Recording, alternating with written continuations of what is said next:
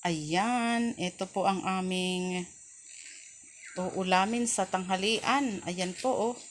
Meron tayong tilapia dyan. Yan po ay ating iihawin. Tapos po, ito namang ating pinakasabaw. Ito po ay kamyas na may kasamang sibuyas at bawang. Yan po ay lalamasin o pipirutin. Lalamasin po ang tawag sa amin. Di ko alam kung tawag sa inyo. Basta po yan ay lalamasin. Tapos po ay lalagyan ng sabaw at lalagyan ng mga paminta, asin, betchin, ganun po. At yan mamaya ang magiging sabaw namin dito sa ating tilapia na iihawin. Ayan po. Doon po iihawin. Tapos yan po ang atin mamaya lalagyan ng sabaw. Papakita po sa inyo mamaya pag yan ay nalamas na at tapos ay may sabaw na at atin mamayang iuulam. Ayan po ang ating uulamin sa tanghalian. Ayan, naluto na po ang ating inihaw. Ito po ang ating inihaw na tilapia at ere naman po ang ating kamyas na nilamas o gawang sabaw. Ito po. Kamyas po. Ang tawag ay pinisang kalamyas. Ayan po.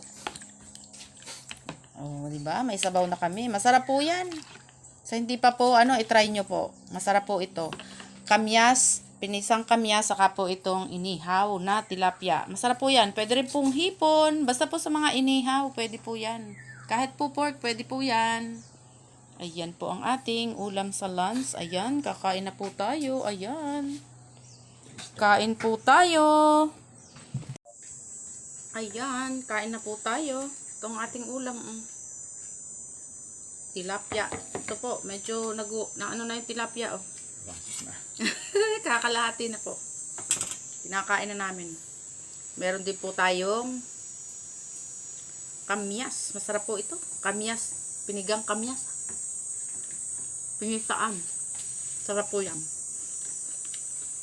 Tapos po yung mga inihaw. Pwede pong pork chop o kaya liempo. Dito. Pero mas masarap po isda.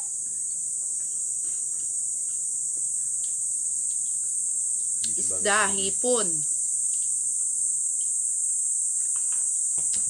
Mas bagay po yun, hipon, tsaka isda. Malimit po namin ginagawa ay tilapia at saka po yung hipon. Yung aming ginagawa dyan. Mangga naman. Yun, pwede rin po ang mangga sa halip na po, kamyas. Mangga naman po. Kukod ko rin po ang mangga, kinakayod ng kutsara.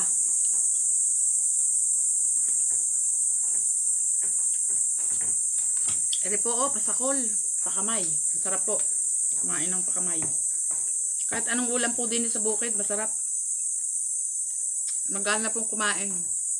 Wala ka pong diet din eh. Kami po kamay-kamay din eh. Naghuhugas naman po ng kamay bago kumain.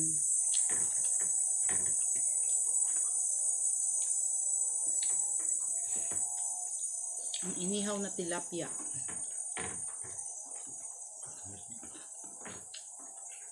Po. Kain po tayo ng inihaw na tilapia at pinisaang kamyas. Ayan. Hindi pa po nakasubscribe sa aking YouTube channel, paki-subscribe nyo naman po, Eden Bento Vlog.